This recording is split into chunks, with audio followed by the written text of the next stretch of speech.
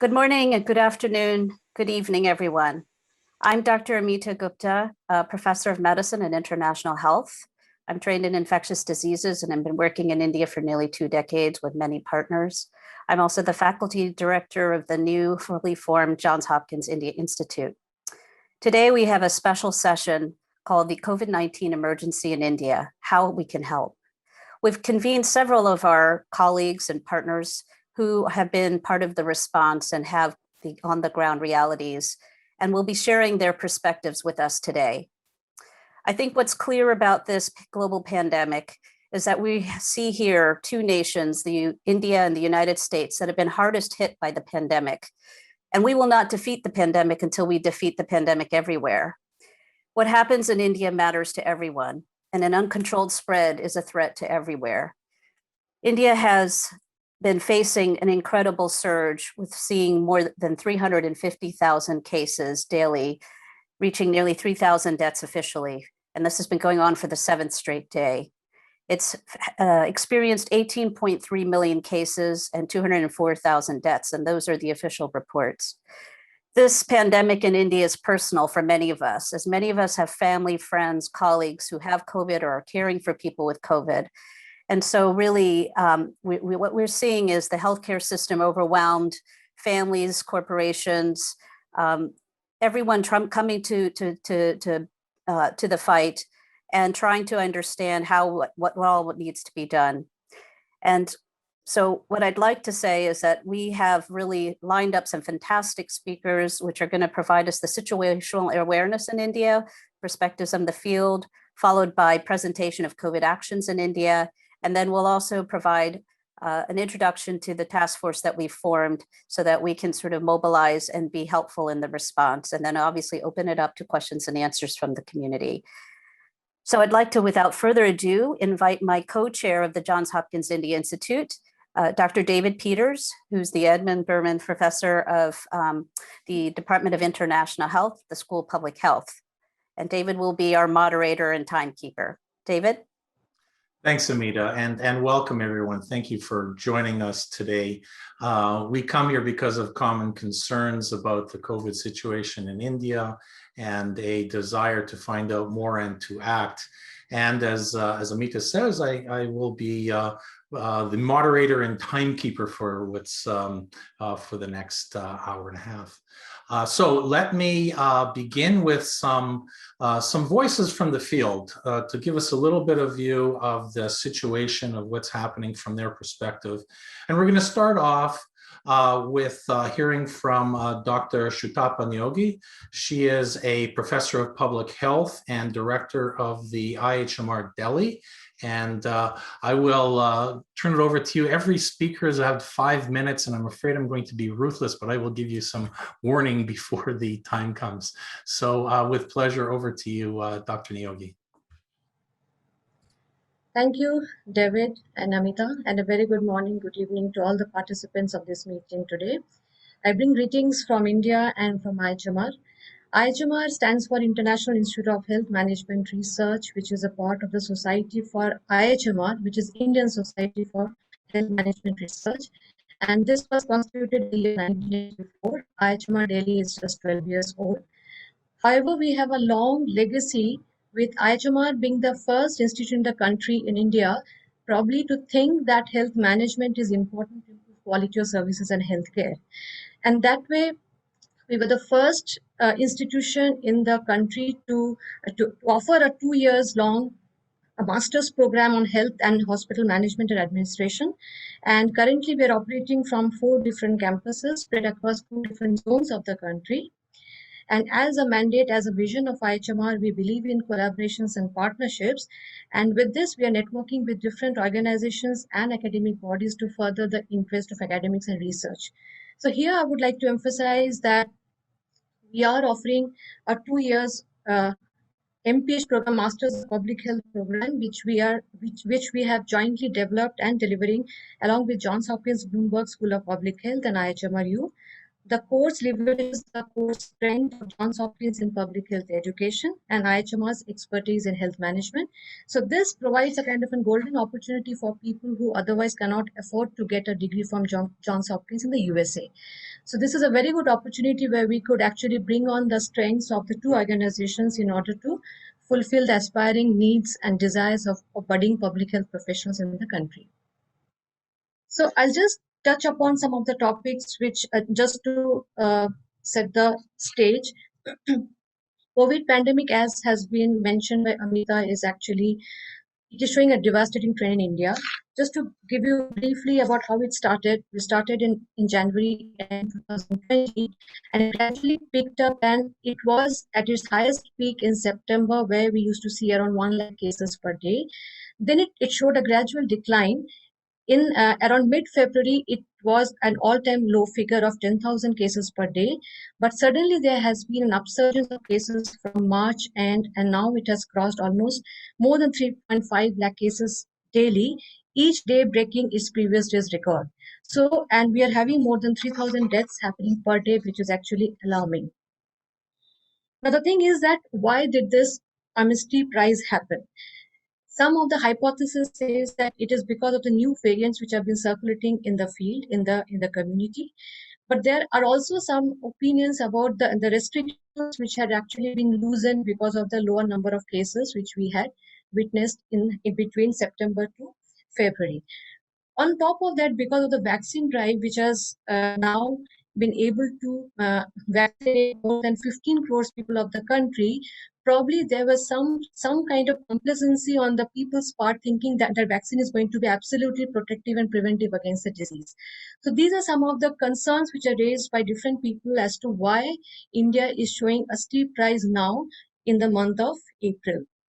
So, and as we have seen from other countries also, the second waves are generally supposed to be larger, more dangerous. Here also in the country, in India, we are witnessing the same thing with more cases who are being affected in the younger age group. And that is why the mortality rate is also high. I mean, we are not very sure whether it is because of high fatality rate or because of the huge number of cases which have overburdened the health system, and for obvious reasons we have not been able to provide the right amount of care and services. So there are a lot of speculations around the health system, the way the overload of cases has been able to outstrip the medical services and health systems completely. That is a kind of a thing which we are actually worried about. But nevertheless, the government is doing its best. We have, as I said, that we have already vaccinated more than 15 crores people.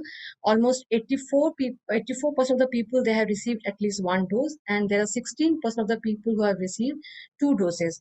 But the thing is that the coverage of the vaccine is not uniform across the country. There are certain states which are doing extremely well, and certain states where it is not, doing that well.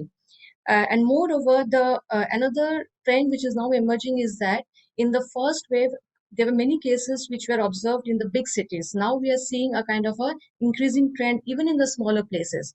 So is this because of more testing which is happening currently, or is it because of the spread of the disease?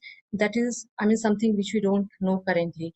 But nevertheless, the government is doing its bit, and we are extremely thankful to all the which have supported their best possible support to India in this time of crisis. So I think we'll discuss more when we hear about the opinion and the ground action which are being undertaken by different organizations. Thank you. I think I've been able to stick to my time. Indeed, you have. Thank you very much. Very efficient. And with that, I'd like to turn next to Dr. Brian Wall. He's an assistant scientist in the Department of International Health at the Bloomberg School of Public Health. He's also been working in India in various capacities and living in India for more than a decade, and is speaking to us today from Delhi, where he's been working with a number of local organizations as well as leading our Uttar Pradesh health systems team. Over to you, Brian. Thank you, David, and good evening and good morning to everyone. As David said, my name is Brian Wall, and I'm an epidemiologist and faculty member in the Department of International Health. I've been living and working in India on a range of different issues for the last 12 or so years, including vaccination. What is happening throughout India right now is frustrating and infuriating and most of all, heartbreaking. I'm also worried about the dramatic increase in cases in neighboring Nepal. And I hope everyone who's tuned in right now is managing as best they can during these extremely difficult times. I want to talk briefly about the situation as it relates to vaccination. Sutapa touched on this a little bit. It's one of the best weapons we have against COVID-19, in addition to wearing face masks and social distancing, which of course remain important. Lockdowns are currently being implemented throughout the country, and there are calls from many for a national lockdown. These measures will help to slow the current dramatic increase and buy time, but we need to use this time to rapidly scale up other interventions like vaccination. Unfortunately, only less than 10% of the population have at least received one dose of vaccine. Relatively low vaccine coverage together with other factors is one of the reasons I think we're seeing this dramatic surge in cases right now. There are both supply side as well as demand side challenges that will need to be overcome before we can see widespread vaccination and also a reduction in cases. India began vaccinating people in January of this year using 2 vaccines. So far, the government has allowed vaccination for only frontline workers and those older than 45. The process has also been centrally managed. However, in 3 days, on May 1st, vaccination will be open to everyone over 18 years of age. And of course, that's a huge population here, and there are several supply side challenges as a result. First, the registration site that's used to register for vaccination crashed multiple times yesterday as it opened up for those younger age groups. In addition, there are major questions related to the availability of vaccines once it does open up for broader age groups.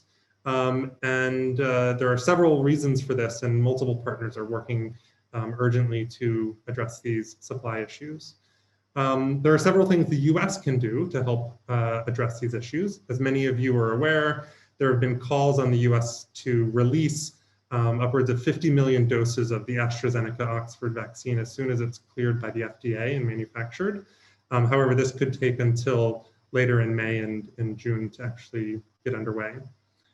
The Biden administration has also been called on to release many of the raw materials used for manufacturing vaccines in India. In addition to these requests, many have already called on the US government to support a waiver for intellectual property rules for COVID-19 vaccines, which would bolster vaccine production and speed up the response in countries like India. Bolstering supply in India is especially important as many countries rely on vaccines manufactured here in India. The delivery of vaccines is currently taking place exclusively at clinics. I think more needs to be done to deliver vaccines within communities. This has been done successfully in the past, as we've seen with the polio campaign, and we should be working to learn from those successes in driving up access to communities. On the demand side, we're seeing various forms of vaccine hesitancy. Misinformation and disinformation are running rampant. I'm hearing stories all the time of what the vaccines can and cannot do, none of which are true. In addition, people are even hesitant to go to the health facilities at the moment for fear of contracting COVID. We at JHU are working with some of our long-term partners in India to address this hesitancy and using lessons we've learned from other settings as well. On a personal note, I just want to offer my thoughts and solidarity with all of those who are suffering right now. It's incredibly difficult, and to put into words how much has changed in just a short period of time over the last couple of weeks. Good morning messages that are unique to India have been replaced by urgent requests for leads on access to hospital beds and oxygen, or updates on friends and family members. My very quiet lane here in Delhi now has ambulances every day driving back and forth. And discussions with friends are filled with morbid speculation about why air pollution hasn't subsided during the current lockdown, even though last year during this time we had beautiful blue skies in Delhi. The current crisis will end at some point, although for many in India, many who are joining us today, many others, the pain and suffering will continue for months and years to come. And I, again, offer my thoughts and solidarity with everybody. Thank you. Thank you, Brian. Very sobering, and thank you also very thoughtful summary of some of the key issues, but also pointing to things to do in the future. Even for this session, we've had to make some last minute changes as people have had to deal both with themselves with COVID and with family members, and so we're seeing it really on a daily and an hourly basis, its impact.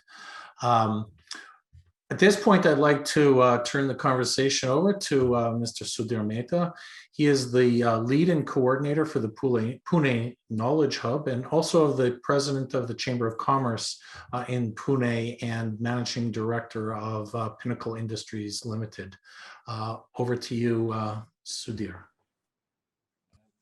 Good morning and good evening. First of all, you must be wondering why a non-doctor is here on the panel. So let me explain very quickly. We are we started an organization called the Pune Platform for COVID Response. This we started about 14 months ago, and it's a group of about 200 of us from industry. It's a group of 200 public and private hospitals in Pune. It's a group of all the government officials. It's a group of the leading epidemiologists, and it's a group of all the leading scientists in Pune. And this was a unique experiment that we started to see how all of us could really work to combat this crisis. So, let me start by saying, I think there is a famous Simon Sinek, who a lot of you may know. He said something very interesting, and I thought that reflects very well what's happening in India today. And that's it. That is that the bad news is that we are our own worst enemies. And I think that's what we've done for ourselves, because many things which were obvious we did not follow. And so kind of we are paying the price for those. And on the flip side, the good news is that we are our own best hope. And I think this is what we all need to understand, that this is time for all of us to come together. This is the time for all of us to galvanize into action and make things happen. We can all do postmortems later, but the help is needed now and the action is needed now. So given that I have 5 minutes, I'm going to be very crisp and quick. Just to give you a perspective, because Pune has been at the epicenter of the crisis right from the start in India. We've increased our bed capacity by 6 times. So now when we started the pandemic, we had 4,000 beds. Now we have 24,000 hospital beds in Pune. When we started the pandemic, we had 400 ventilators. As of this evening, we have 1,505 ventilators, which is the highest in the country. And this is given the fact that Pune has very few government hospitals, and more than 80% of the healthcare is provided by private hospitals, which is again one of the things that I think we will need to look at the pandemic. Every single hospital in the country has to cater for COVID. There is no other option around it. In the short term, we cannot create the capacity which is needed, and we need everybody to come to battle, which is what we are doing in Pune. And while we've faced the brunt of this, I think we've also come out of it relatively better than a lot of cities, only because we've been able to create this capacity, and we have a lot of feet on the street and people working on the ground to increase this capacity. What is the need in India at the moment? To put it very simply, the first need is oxygen. By far the number one need. To give you a perspective, the demand in Pune was, and this question is debated very hotly, why India did not plan this and what didn't happen. But our requirement in the city of Pune was 60 metric tons of oxygen 3 months ago. As of yesterday, it was 360 metric tons. So that's 6 times, 600% increase in demand. And similar spikes are happening all over the country. So the system simply cannot cope. You cannot have a demand surge of 600% in the system to be able to take care of it. So our number one demand this time is that we need more oxygen. And because we are also seeing that the relative number of cases which need oxygen this time compared to the first wave is much higher. Now, given this deficit of oxygen, there is only two short-term ways, or three. One is large oxygen plants. It takes minimum 1 year, nothing's going to happen now. Number two, plants which can be set up at hospital sites. We have tried to do that as much as possible. In the last 1 week, we found about 12 plants from India and all over the world, and we are getting them installed in Pune, which will add roughly 5% to capacity. But again, those plants have limitations in terms of availability and how quickly you can set them up at size and scale. Number three, oxygen concentrators. We all know their limitations, but at the same time, they are lifesavers at the moment. We mounted probably what's the largest such effort in India, where we are importing 8,000 oxygen concentrators and 550 ventilators from Singapore. This was a strategic reserve available with Temasek, and they kindly agreed to make it available to us.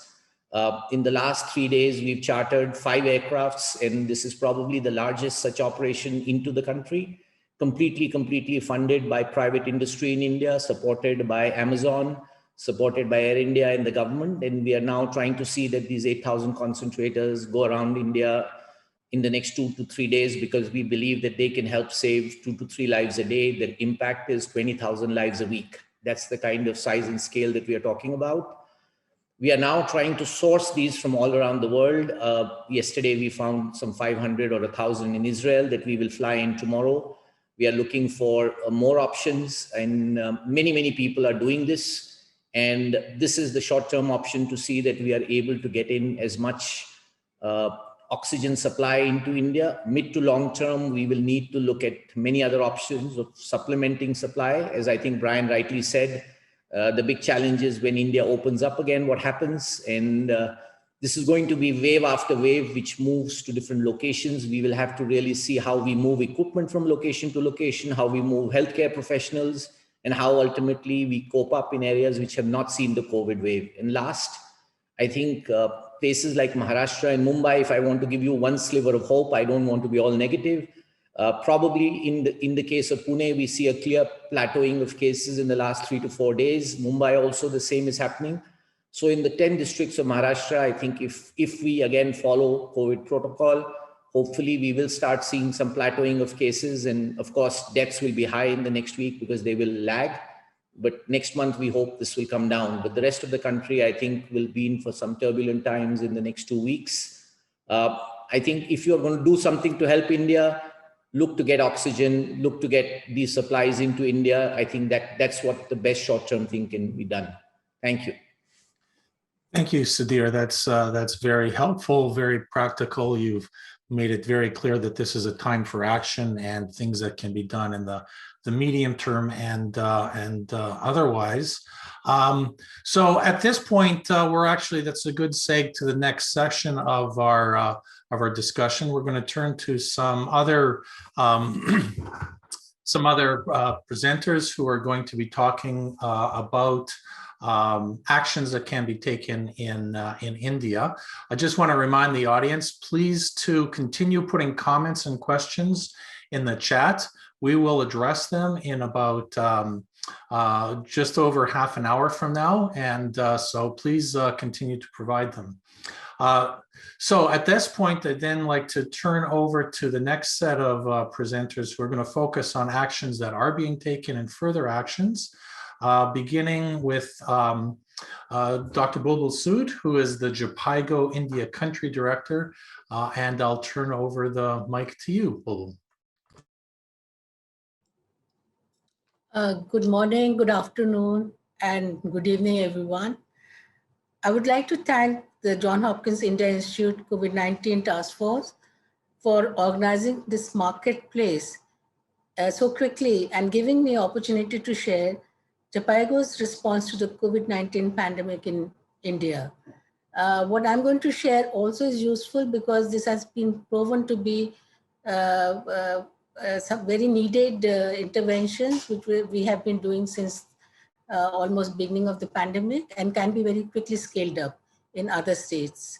Friends, during the initial wave of the pandemic, JPIGO moved in quickly to ensure that more than 55,000 doctors, nurses, telecounselors, frontline health workers, and district officials across 16 states were trained on COVID-19 response skills through the virtual e-learning platform. Apart from this, over 10,000 community health officers across 12 states in India were also trained on COVID-19 community response and were tracked on their competencies, and they are the foot soldiers who are working on ground. Through USAID-supported NISHRA program, JPIGO has provided technical assistance for awareness generation and targeted communication to government of Jharkhand and Madhya Pradesh by setting up the IVRS platform through which local rural and migrant population could call in and get information on COVID-19 as well as on social protection schemes which are being given by the Government of India. And over 250,000 calls were received till March of this year. Care was also provided by us to the government of Chhattisgarh and Jharkhand for community surveillance, and more than 93,000 home isolation and post-discharge cases were followed up, and around 5,000 COVID cases from the community were navigated to the respective health institutions through a digital application, and more than 4,900 lives were saved through this appropriate and timely action which was taken. JPIGO, my team, was also instrumental in providing technical assistance to the government of Chhattisgarh to develop resilient communities to combat this pandemic. In 8 tribal districts, and more than 28,000 migrants and 90,000 primary contacts were identified through the screening, and we could reach out to more than 260,000 people through this initiative. Why I'm saying these things, because they can very quickly be scaled up. And I think this is the need of the hour, because as previous speakers have said that we are likely to have another wave, and we don't know when. JPIGO has also worked with the government of Nagaland to roll out the telemedicine services at 189 health and wellness centers. This is catering to almost 2 million hard to reach population across 11 districts. In order to ensure that one had evidence-based decision making, JPIGO assisted the government of Maharashtra in strengthening existing COVID-19 response center by building an intelligence engine to data analytics, dashboard, and predictive modeling. And the policymakers and the officials have found this very useful decision-making tool. Through USAID RISE program, JPIGO is providing technical assistance to 29 premium medical institutions, including regional AIIMS and medical colleges across India, to create an ecosystem for care and for the severely ill COVID patients. This has been done by establishing the critical care working group in each of these institutions, which works in streamlining the critical care decision-making by providing training, clinical rounds, standardized clinical protocols, and technical resources. As of now, almost 3,700 critical care providers, which includes a lot of nurses, also have been trained. My team has also been developing a hub and spoke model through which e-grants are conducted regularly, and so far we have conducted 7 e-grant rounds. We are now working with these institutions to be able to be a hub for other smaller healthcare facilities, both in the public and private sectors, for training, mentoring, and clinical support for care of the severely ill patients. We have also been working with the NIMHANS Bangalore for the stress management training. And as you know, it is a need of an hour to focus on the mental health of the providers and build their workforce resilience. With another MCGL support, JPIGO is also working across 100 healthcare facilities in 3 states to ensure that clinical and facility standards for infection prevention control are followed. We have helped establish a hospital infection control committees right now and have trained healthcare providers, especially the support staff, which is in dire need of how to dispose of and maintain the sterilization and other things. And we have also introduced 2 innovations. One is Chakra. This is developed by the Delhi IIT, which is an innovative and scientifically creditable N95 mask decontamination and reuse solution, and Safe Hands, which is again innovative AI-based analytic solution. With each passing day, more and more families in India watch their loved ones become ill, straining for breath as new strains of the virus appear. However, I feel together we will overcome this calamity too. Thank you very much. Thank you, Dr. Sood. That is an impressive array of services, training, technology support in many different ways, and I'm really proud to and pleased to hear about the many different types of contributions JHUPIGO is making, and they can see opportunity and need to even ramp them up even further. That's great to hear about those efforts. I'd like to then now turn it over to Dr. Vidya Mave, who is an associate professor of medicine and director of the clinical research site in Pune, to talk about some of the work and potential opportunities for action through their work. Over to you, Vidya. Thank you, David.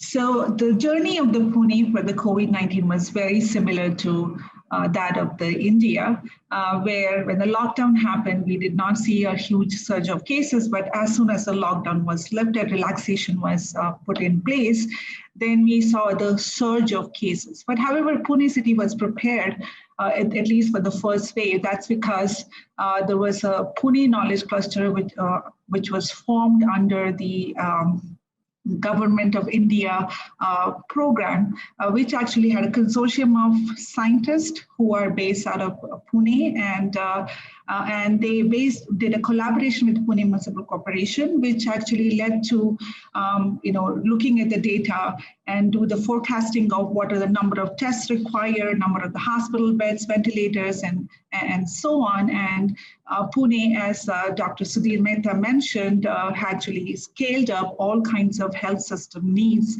including that of hospital beds and so on. I was being a part of that consortium, where we also looked at what was the impact of initial lockdown was on the flattening of the epi curve in Pune. But when the relaxation happened, Pune saw a large increase of cases somewhere around September, and followed by a decrease in the cases around December and January, and a sharp peak now at this time is happening in Pune. And we have approximately in the Pune district, approximately 9 lakh, almost 9 lakh cases have been diagnosed as of today. And we have about over 100,000 cases who are active cases, about over 9,000 deaths.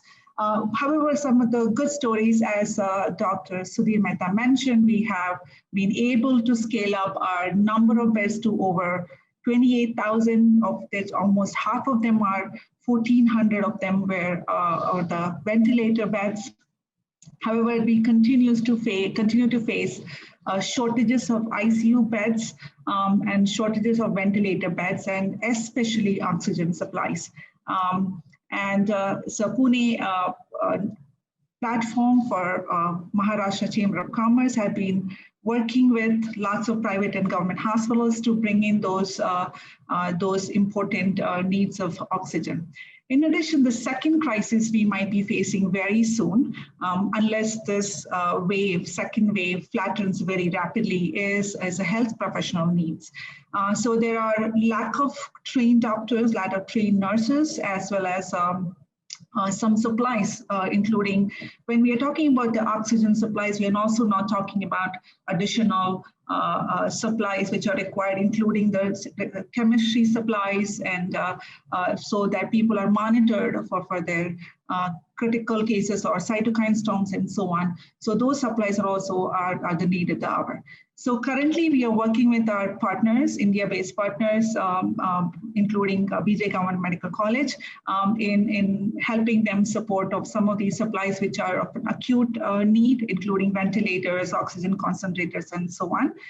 In addition, Pune Knowledge Cluster is planning to undertake genomic surveillance to identify variants which might be associated with that of increase in spike in cases in Pune. So our group is also helping facilitate some of those efforts.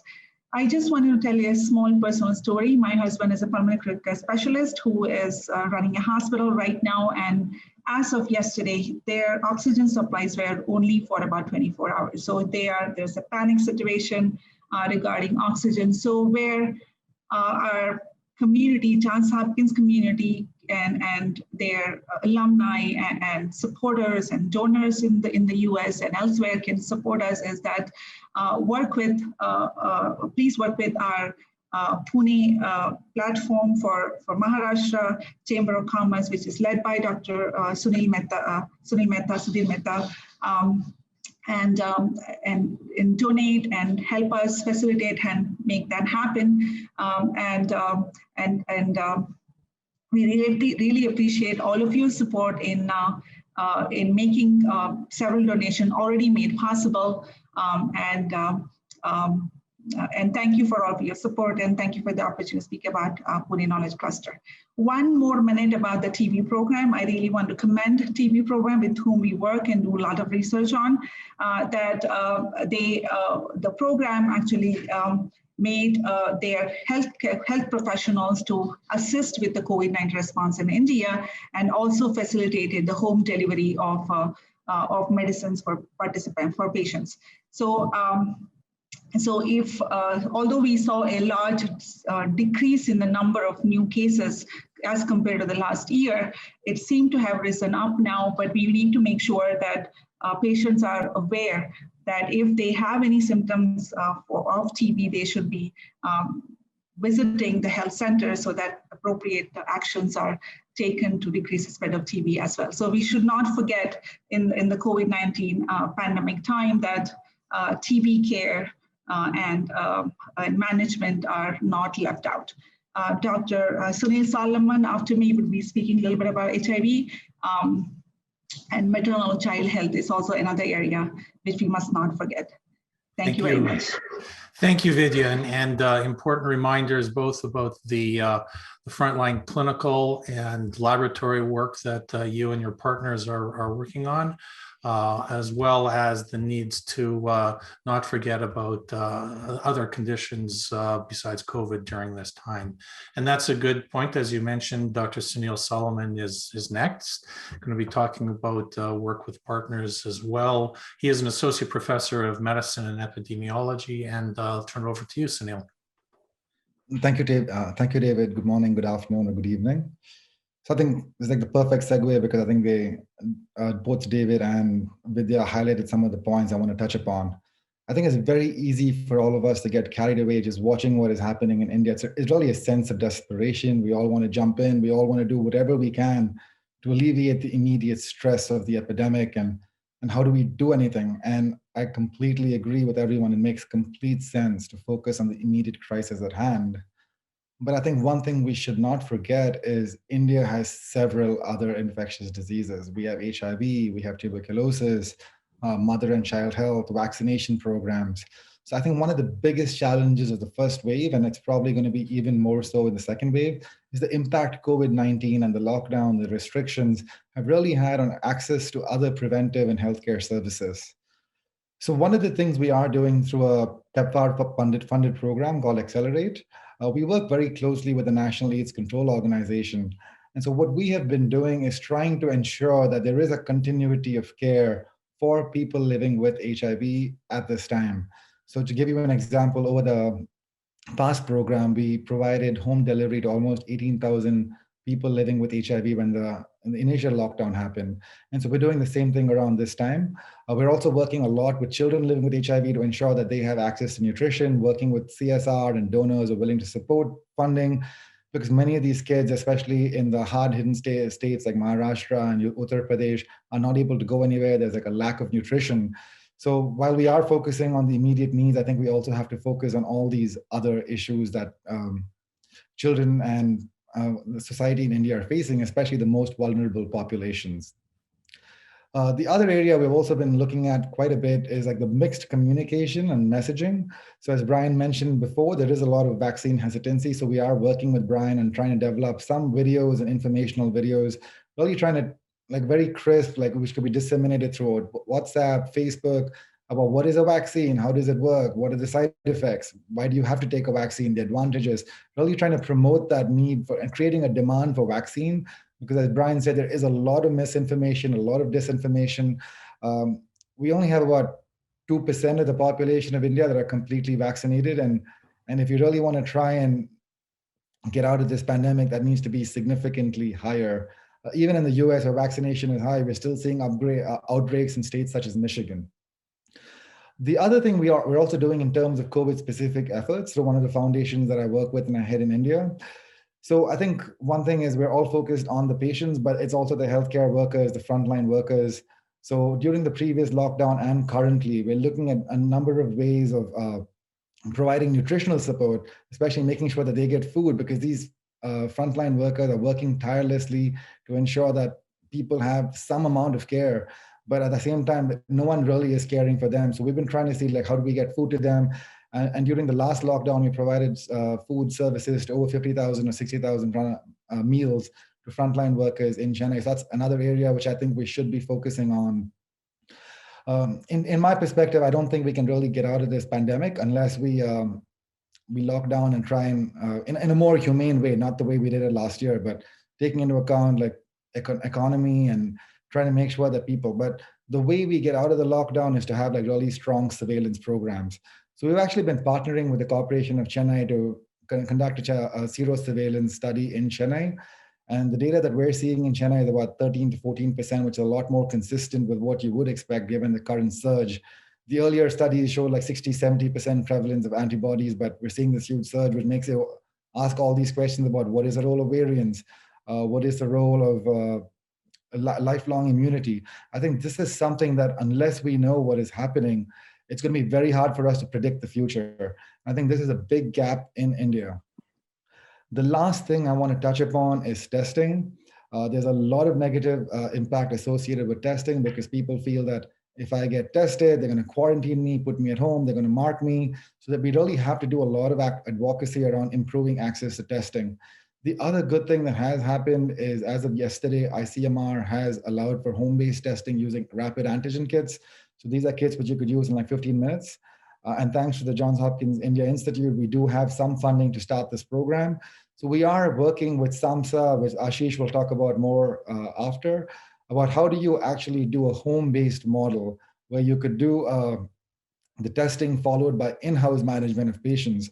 Because really trying to task shift and move as many patients out of the hospitals. Because in my perspective, I feel at this point in time, if we don't take measures to start decongesting hospitals, whether it's like nationwide shelter at home in a humane way or at-home management, the hospital infrastructure is already flooded and it's just going to break. So we really have to start thinking about how do you try and reduce the number of people picking up infection at this point in time. Thank you again for the opportunity, David.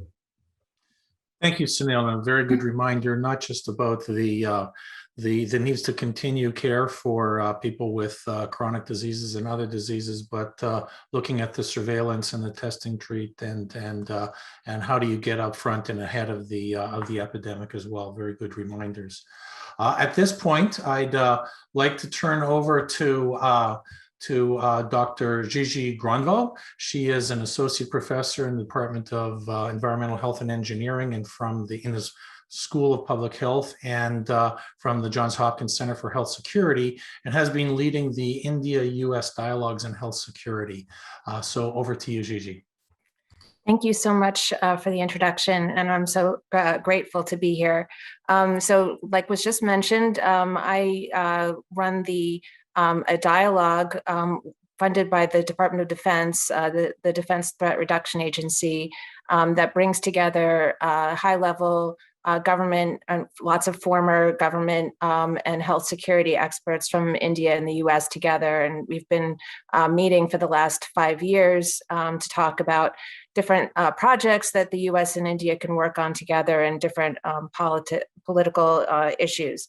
And we met earlier this year on January 26th and 27th to talk about COVID and compare and examine the responses with with the U.S. and India. And at that time, India had quite a lot to brag about, and as far as their responses go, they had implemented a screening protocol very early in the pandemic. They had centralized control and elevated the pandemic response to the National Disaster Management Agency.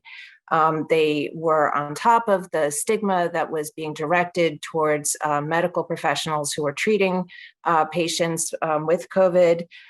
They had dealt with and managed an N95 shortage and other PPE and increased coordination, and everybody was talking about how can we keep this coordination going and the smooth sailing between government officials in different parts of the government. They also had some of the largest vaccine production in the world, so that was going well as well. But things are, of course, now very different. And so one of the things we did see people mentioned in that meeting some problems with vaccine distribution, and that is clearly an issue going forward that needs to be addressed. As far as I know, the vaccine wastage is at least 7% and probably more nationally, and that varies between states. And this there should be no doses wasted, and I think that vaccines are probably going to, unfortunately, be the major way to get out of this because people are tired of lockdowns, and there's an extreme hesitancy to institute more. As far as the discussion of variants, there's just not enough sequencing to really blame variants for what's going on. But it's likely that the version of SARS-CoV-2 that's being transmitted right now is the more transmissible. But it is not. There's no evidence that it is any different clinically than what we saw before. It looks like there are only about 1% of the strains are being sequenced right now, so this absolutely needs to be increased. And I would also just add about, as far as calls to limit intellectual property,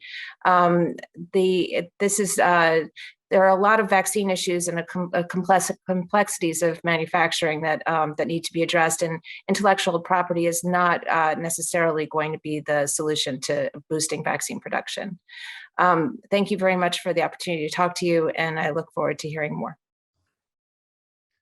Thank you very much. That was very helpful and gives a good insight to things. At this point, I'd like to turn over to our last presenter, and that is Ashish Vankara. He is a medical student in the School of Medicine and actively participating in networks, including the South Asian Medical Students Association with the response to India. So Ashish, over to you. Good morning, everyone. So my name is Ashish Vankara. I'm a first-year medical student here at Johns Hopkins, and I'm speaking, as David said, on behalf of the South Asian Medical Students Association, otherwise known as SAMHSA. And I'll be giving you a little overview on what we've been doing over the last week to try and mitigate this impending humanitarian crisis. So early last week, when the conditions first deteriorated, my classmates and I got together and we brainstormed different ways that we could help. And one of the things we first came up with is that we wanted to try and maximize, amplify our impact by building a coalition of medical students across the country. And so we did just that. We reached out through our personal connections and through the national SAMHSA organization, and we've been coordinating with about 40 medical schools in all of our activities that I'll describe here. So first off, we wanted to address the shortage of essential items and the lack of oxygen and oxygen concentrators that Sudhir Mehta described. So to do that, we partnered with SEVA, which is an international nonprofit service organization that has been working to raise funds to purchase these things. And so I believe as of this morning, they are just shy of about raising about $6 million. And that money has already gone to purchasing basic medicines, PPE, food for people who especially people below the poverty line, pulse oximeters, which are in short supply as well, oxygen tanks and oxygen concentrators. And several of those items have already been shipped to India and are being disseminated. So, and then in addition to the fundraising approach, we sought to make sure that that accurate clinical information was being circulated. I'm sure if some of you, if you've ever been in a large like WhatsApp group chat or even like Facebook, you've probably seen your fair share of inaccurate, fear-mongering type of information being shared around. And to limit this, or rather to kind of disseminate accurate information, we got in touch with an organization known as India COVID SOS. It's kind of it's like an international consortium of scientists, clinicians, policymakers, epidemiologists, etc. And they've been working tirelessly, and they've put together this kind of self-triage flyer that has been translated into several languages, Indian languages, and the idea behind this is to try and, as Dr. Solomon was talking about, try and limit the load on the hospitals and the resources that are being utilized right now. And so we've disseminated this through our own personal WhatsApp channels and connections in India, as well as amongst all of the 40 medical schools that we're coordinating with to do the same. And we've also sent this out to some of the popular South Asian Facebook pages and some of the national and international organizations like TANA, which is like the Telugu Association of North America. And we're just trying to just get the word out there and share accurate information. And then to kind of supplement this fundraising and awareness approach, we've also been working to try and put some political pressure on our representatives.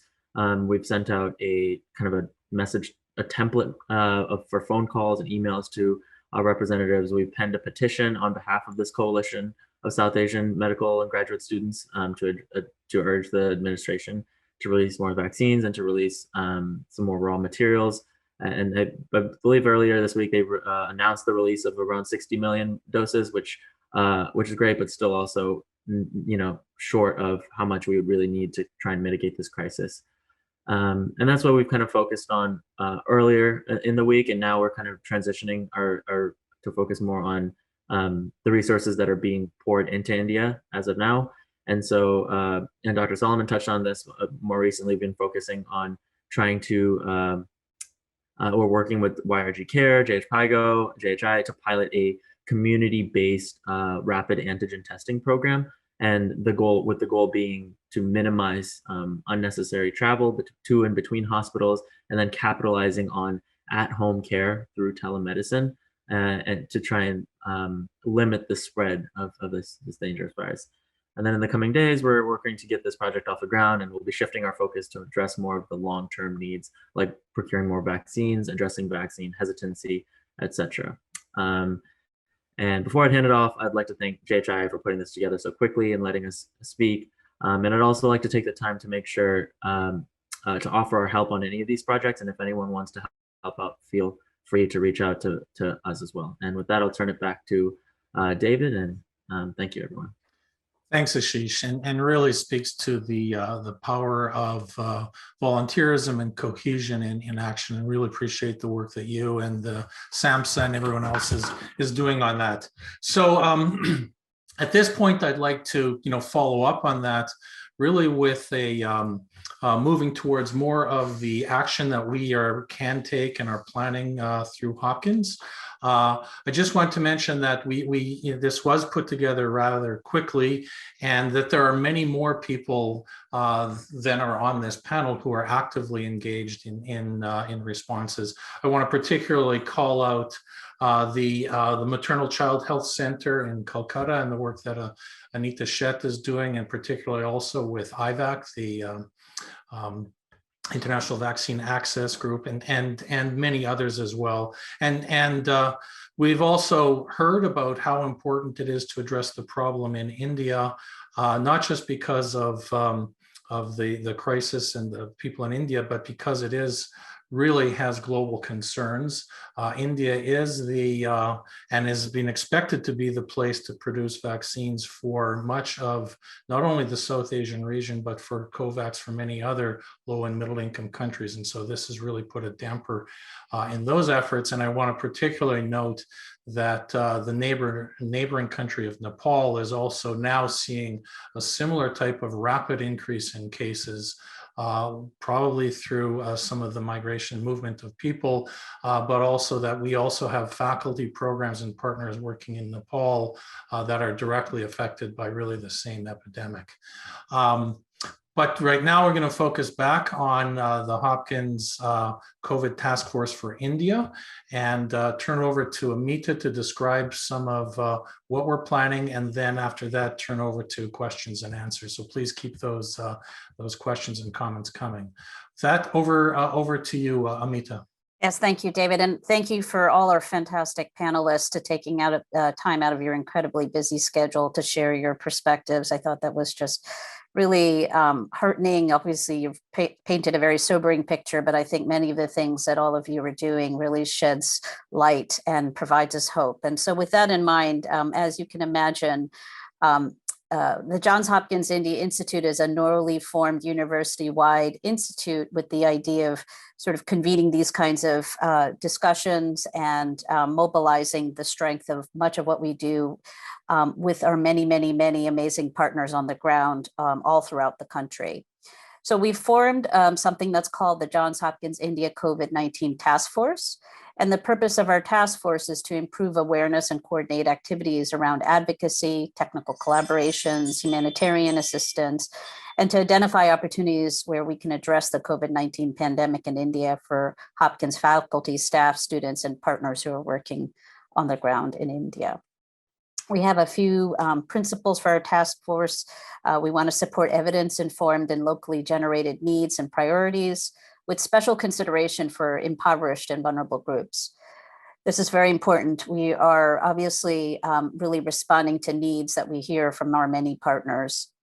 We also have our goal of connecting to existing groups and activities rather than duplicating and fragmenting efforts. We're using flexible working groups and scopes of work that use Hopkins capabilities to respond to changing conditions and priorities. And we're facilitating humanitarian assistance to Indian-based organizations. So our task force currently is led by the two chairs of the India Institute, which are myself and David Peters. We have a communications group, a technical collaborations group, an analytics and policy advocacy group, a partner relations and donations group, and then a finance and administration group. Each of these 5 groups have the following tasks. For communications, obviously helping to provide communications to Johns Hopkins audiences, as well as to provide information to external audiences through creation of a website and developing situation reports. Our second group, the technical collaborations, are working with Indian collaborators on training materials, clinical topics, palliative care, vaccine information, public information materials, and other clinical lab and public health or nursing areas. And this group is also reviewing Hopkins COVID proposals. The third group is an analytics and policy advocacy group, which is collaborating on COVID modeling and analytics and reports to clients on evidence-informed advocacy. Fourthly, with partner relations and donations, we're facilitating identification of partner needs and donations. And lastly, for administration and financing, we're tracking resource use, support on subcontracting, grant supplements, as well as the Hopkins India Institute Task Force logistics. So in terms of our actual working groups, we're forming teams of 5 or more people, one of whom would participate in the task force leadership meetings, which will meet weekly after the initial startup period. We're involving faculty, staff, and students from across the university where practical, developing a scope of work for the working group, bringing in others as needed for implementation. And a report on the working group activities will be provided to the task force, which will involve key issues and constraints, document activities that are being conducted since the last meeting, and also develop future plans and requests for assistance in collaboration with others. So here's really where I think many of you, and it's truly tremendous. We have so many wanting to be of support and help. right from, our first year students throughout the university, all the way up to the most senior professionals and faculty, and even leadership of the university. So what you can do is sort of divided into 3 areas: time, talent, and treasure. So for time, if you're interested in volunteering for one of the working groups, we'd like you to contact our new program manager, Tanya Chatterjee, tchatte1@jhmi.edu, and we'll put that in the chat.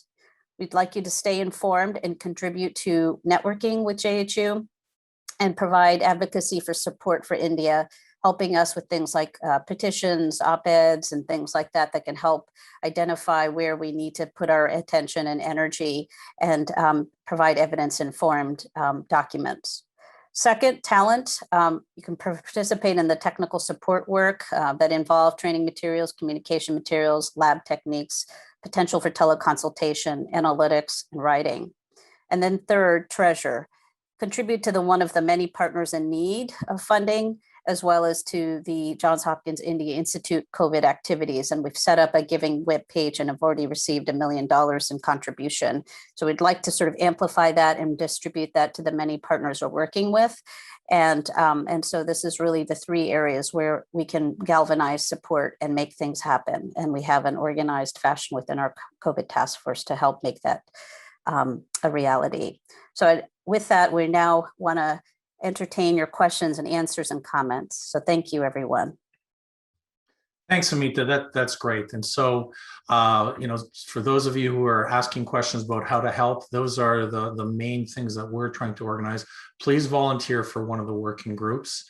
And Tanya Chatterjee, the email will be given out as well. We'll try to, we have a giving web page to try and link to local organizations as well as to Johns Hopkins India Institute for direct action in the field, as well as different ways in which you'll be able to collaborate, whether you're a student, a faculty, a staff, or a friend. And we are looking forward to having you engaged. Now, Vega also asks about why is there a vaccine supply shortage? Is it a manufacturing problem? Is it a procurement issue? How do we do better? With that, I'd like to ask Brian to maybe give a first crack at that answer, and we'll go from there. Thanks, David. So I think the vaccine shortage at the moment is due to a couple of different things, but in particular, it I think boils down to a manufacturing challenge. Some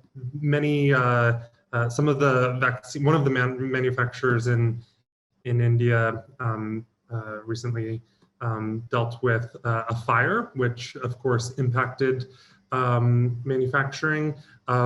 There has been speculation about the degree to which the lack of materials, raw materials, has affected manufacturing as well. But I think the way to overcome the shortage is through in the short term, having vaccine doses shared. And there's, as I said in my talk, calls for the US government to share its stockpiles of vaccines, and as many manufacturers as possible as we can have. I think that's another way of dramatically making additional doses available. And there may be others as well who can comment on the drivers of vaccine shortages. That's a good point. And maybe just to remind ourselves that India is the major producer of low-cost vaccines, whether it's for childhood vaccinations and especially also for the COVAX and international efforts. There was probably a delay in ordering them from the domestically, and there's now been, of course, an export ban, which is affecting other countries that had orders in place for COVID vaccination. Let me move on to another, I think, general question about the situation. Harshini asks about the drastic or expected drastic underreporting of cases and deaths, with the question of how systemic is the issue and how do you take this into consideration in the current plans.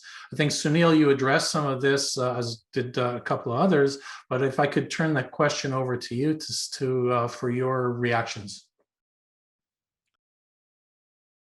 So I think that is a big challenge and a very valid question. I think a couple of points there. So one is people not getting tested because of fear of getting tested. So you already have people who are infected, who probably have symptoms, who don't want to get tested because of fear.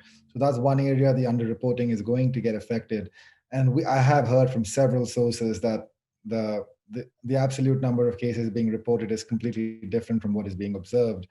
So the challenge here really is, how do you account for this anywhere in a model? And I think all models depend on data that goes in there. And if the quality of the data going in there is not accurate, our projections are going to be wrong, and how we handle lockdowns, how we handle, like, everything gets affected. So I think it is a very challenging question, and it seems to be happening across India. I'm not sure if others have better ideas about, is it a consistent underreporting across the country? But the challenge is, like, if the misreporting is happening at different levels in different parts of the country, it makes it even more challenging on how you interpret this data into the larger scheme of things.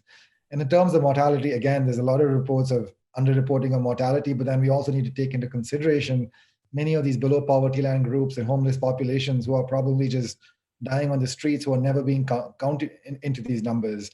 So it is a huge issue, and the only way to address it is like really building robust surveillance data and robust systems where we can really be sure, at least to an extent, or at least know I think two things: either it has to be accurate, or we need to know the inaccuracies and where those gaps are. So that would help us model and project clearly out. Thanks, Sunil. There's a couple other questions related to the change of the epidemic progress. Maybe take some of those before moving to some of the clinical questions. But one question asked by Rajiv is about some of the regional differences and how are things in the South or different parts of the South where with respect to some of the vaccine rollouts, with respect to some of the non-pharmaceutical interventions, how is that playing out, some of the regional differences? And then maybe comment also, if you can, on, and I'm going to ask the same Brian and Sunil in particular in this question, but if others want to jump in, just let me know, about the differences in vaccine efficacy with the different vaccines that India is using. So Brian, do you want to go first on this one, or these set of questions? Sure. Maybe I'll answer the second one, if that's okay. So there's two vaccines that are currently available. One is Covaxin, one is Covishield. These vaccines have been tested at different times, and so it's difficult to make comparisons between the two of them. However, Covishield has been shown to be highly effective, especially at preventing severe disease as well as death. And phase 3 results have been released for that. Interim phase 3 results for Covaxin have also been released, not in peer review form, but are available, have been released by the manufacturer. In those early phase 3 clinical trial results, we see that Covaxin is also highly effective at reducing severe disease and death as well, and including disease caused by the current variants that are of concern, particularly here in India. Thanks. I think Gigi can also comment on some of the issues about the vaccine rollout as well. Sure. Just like in the US, we also had a lot of tweaking to do with the vaccine distribution to get it to go more smoothly. And so addressing wastage, opening up categories, every time you add something to a new measure to limit who can get the vaccine, you slow things down. So opening up the categories, addressing wastage, and really addressing the disinformation and misinformation problem, because there has to be money and resources that are put into that so that people know that the vaccines are effective against the viruses that are currently circulating. Thanks, Ajay. And still on this point about the vaccine supply, Amita, you have some further comments, I believe.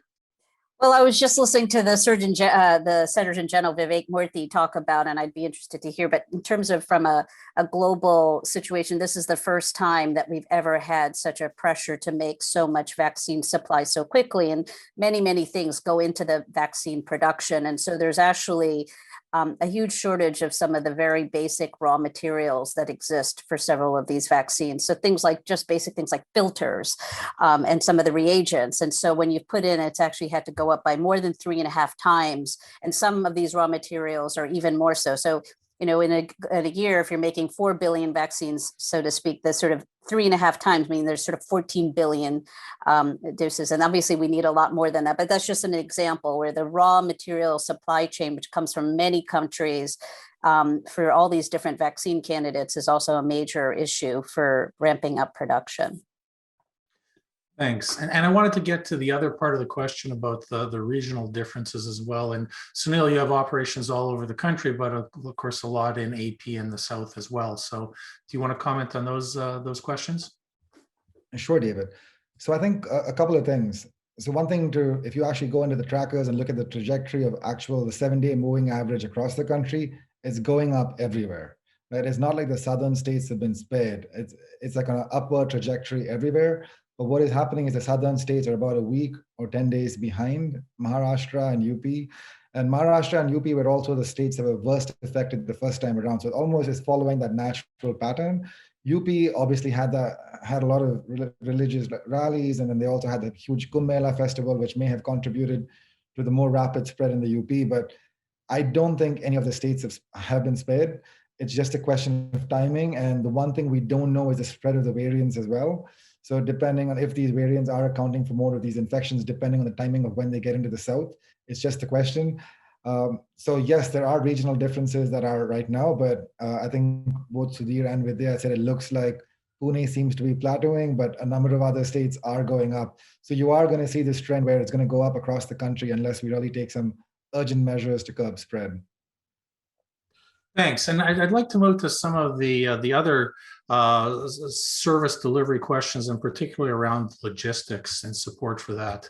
There's a number of questions around oxygen, and as we've heard, much of this relies on the role of industry and the role of being able to use information about where do you put things next, and again with a priority on oxygen. So there's been some very specific questions about how do you increase the number of cylinders, and how do you get them actually used, and how do you address those shortages. So maybe if I could turn over to Sudhir and then Shutapa, I think it'd be good to hear your perspectives also on the relationship with industry. So Sudhir?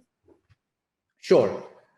So oxygen, again, to put it in perspective, the demand spike is somewhere to the region of between 300% to 500%, depending on which part of the country we're talking about. Now, how do you solve it? One is you have the large oxygen plants, which are now fully generating only medical oxygen. Supply for industry has rightfully been made zero, so there is no supply going to industry. Number two, a lot of supply comes from steel plants where oxygen is the biggest byproduct, and now most of these steel plants are supplying, but the challenge that is there is that these are region specific, and there is a shortage of containers which are required to transport these.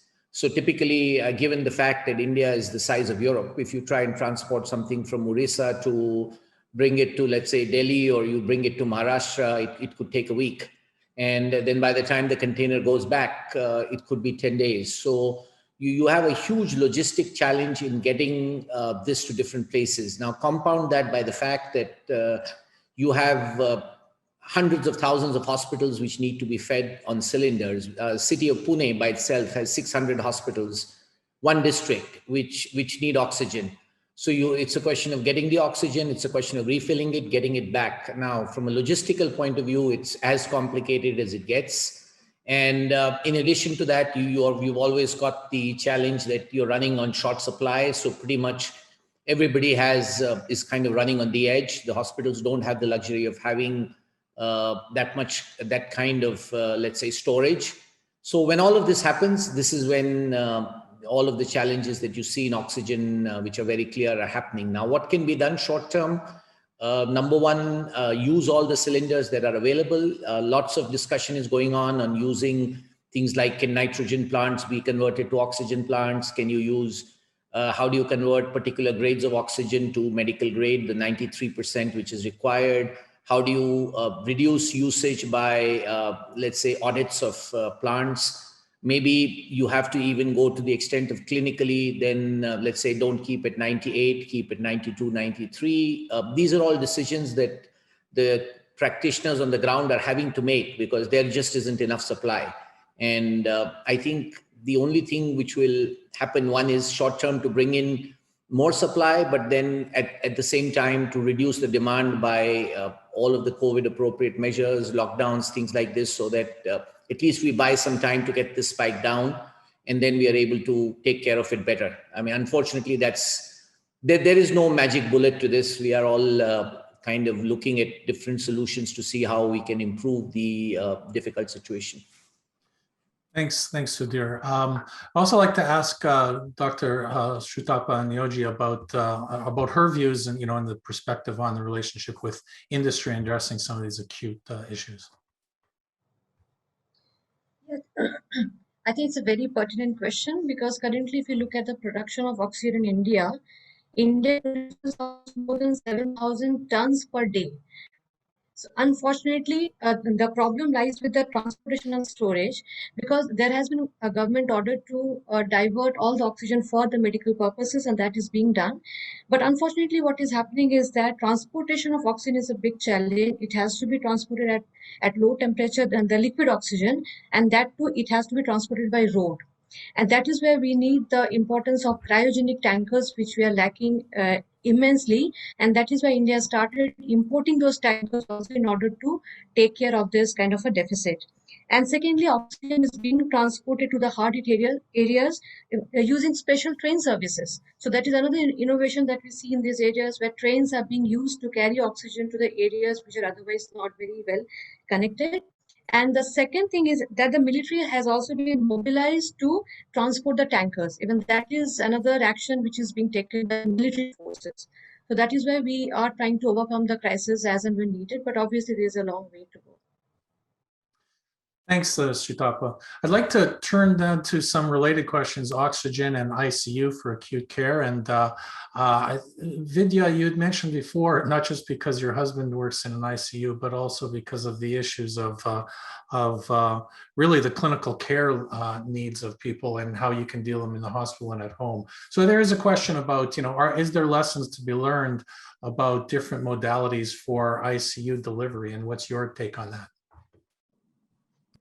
So thank you for that question. Although I'm not an expert in pulmonary critical care management, my 2 cents are that, so currently Indian government is recommending hospitalization of people who already require oxygen. So they are going and supplying, they would like people to have, oxygen needs to be admitted. So as opposed to the first wave when quarantine was also happening in hospitals.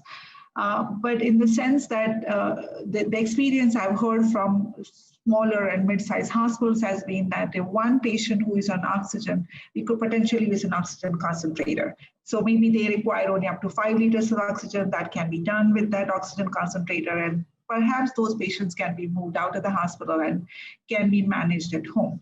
But if someone requires a non-breather or a ventilator, the requirement of oxygen is huge. So whether those kind of supply chains can be managed at home, in my mind, is going to be difficult in India in that context. And also those people who require high oxygen are likely having some kind of cytokine storms, and so maybe requiring IV medications. And and managing that at home, maybe for a severely ill, would be difficult. Several organizations based in India are providing home care for those who require very little oxygen and or requiring care for mild disease, but for moderate and severe disease. At this time, maybe India is not ready, although much can be done in that aspect. Thank you, Vidya. I'd also like to raise a question to Dr. Bobal Sood. You described the huge range of activities that JPIGO is working on. Where do you see the priority among those things? Not that you should stop any of those, but more in the question of, if you would like help to expand some of these activities, where is it most needed, and where perhaps you're most able to expand some of those activities? Peter, I would divide it into two. One is what our earlier colleagues have been saying, the immediate, shortage of the drugs, supplies, equipment, and everything that we are going to be taking care of. But the second is planning for the next wave, especially if it reaches the rural areas.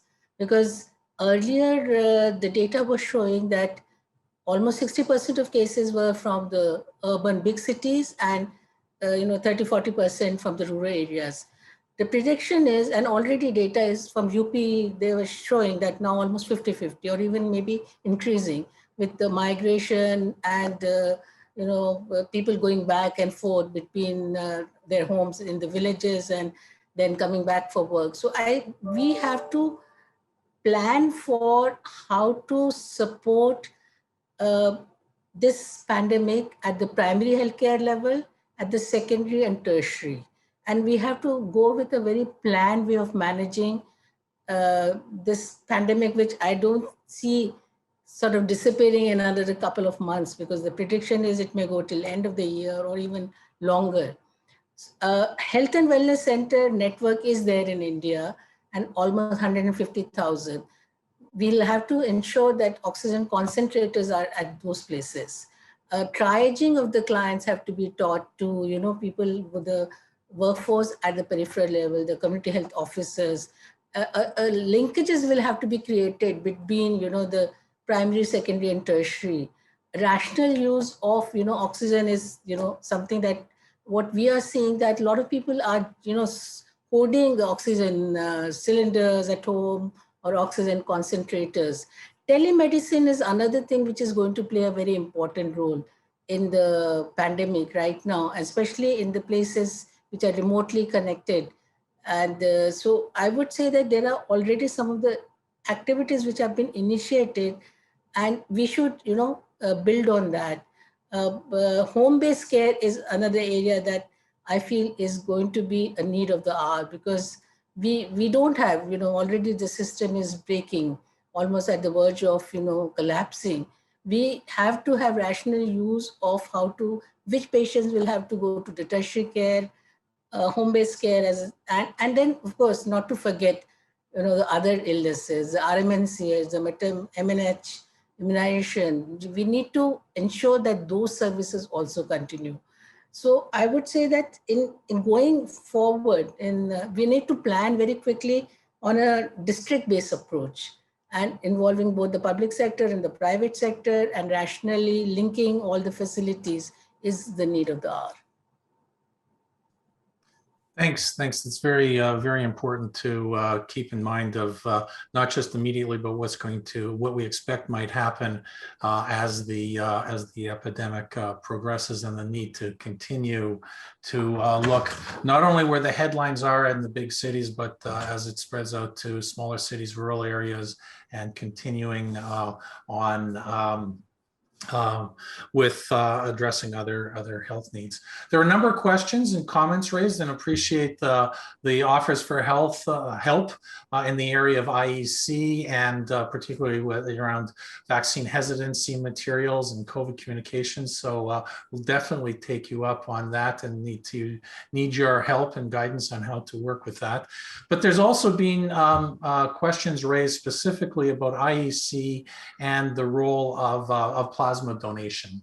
So I'm wondering if anyone on the panel wants to address the questions of not just the IEC, but about alternative therapies. We've been talking a lot about vaccination. So who would like to take a go at that question on the panel? Mika, I can certainly provide a sort of a brief synopsis. I think the sort of issue of plasma donations, and of course, India was one of the first groups to sort of really look at this therapy and had published their initial findings in the British Medical Journal. With plasma donations, the challenge is the following. 1 in 5, at least here in the United States, of the donations made has sufficiently high enough antibody titer. And it's not a trivial thing to actually test for that antibody titer. So that's one issue. Not all plasma actually has the ability. In fact, only 20% or less has actually got enough activity. The second is that you have to have a very narrow therapeutic window for activity. So you have to provide it early in the course of illness to have efficacy. And so in this country, in the United States, we certainly have done a lot of science, and we have some of the world's experts here who've contributed to the science in the global literature. Sort of our ability to really sort of hang our hat on plasma donations as the way to manage is something we've become a little less excited about. The other issue is the use of monoclonal antibodies. And so clearly we are using now, we're studying, and there's certainly been recent trials looking at the role of monoclonal and polyclonal antibodies. And so this is certainly a place where there is phase 2 trial data and several phase 3 trials that are ongoing to look at its efficacy. Basically, again, you have to give early and to the outpatients, because there's potential actually for those who have severe illness, monoclonal antibodies could even be potentially harmful. That's one issue. 2, you have to have right now current products or IV infusions for 30 minutes, and you have to observe people and their side effects for the next hour and a half after they're given. So we are certainly doing this. We are doing it in our convention center in Baltimore, for example. We've set up a monoclonal antibody infusion center, and that's part of an expanded access, but it requires infrastructure, knowledge, training, and they're not cheap. In fact, yesterday, the Indian embassy reached out to say, what should we think about? What should be the policy on monoclonal antibodies? Should we try to get some of the supply? So I think that what's exciting is there's going to be an oral monoclonal antibody, and it's actually undergoing active phase 3 trials. So let's hope that that will be the way we can get it out to low and middle income countries. Sorry for a long answer, but that's where we are with monoclonal antibodies and plasma donations. So thanks, Amita, for that very specific and thoughtful answer about where we are with new therapies. We are at time. And I'd like to very quickly thank all the participants on the panel, and for everyone who is watching at Hopkins at Home in the US, in India, and in many countries. This is a very helpful conversation, and I think just the start of where we are going. And please, let me remind you of what we are hoping to do is you can get involved. You can donate your time, your talent, and your treasure. Please watch for more information from the Johns Hopkins India Institute, the COVID task force. We'll be having more meetings and pulling together those working groups. And hopefully we together will be able to get through this crisis for not only for the sake of people in India, but really this is of global importance to us all. So thank you. We will share the recording. We will also have some slides and other materials. And if you go to the India webpage, Johns Hopkins India Institute webpage, places where you can donate to groups in India and elsewhere. So with that, I will say thank you very much. And thanks also to the organizers at Hopkins at Home for, and in the IHMR and Johns Hopkins India Foundation for helping to put this together. Goodbye and stay safe. Thank you, everyone. Thank you. Very much. Be safe. And We stay appreciate all your safe, everyone.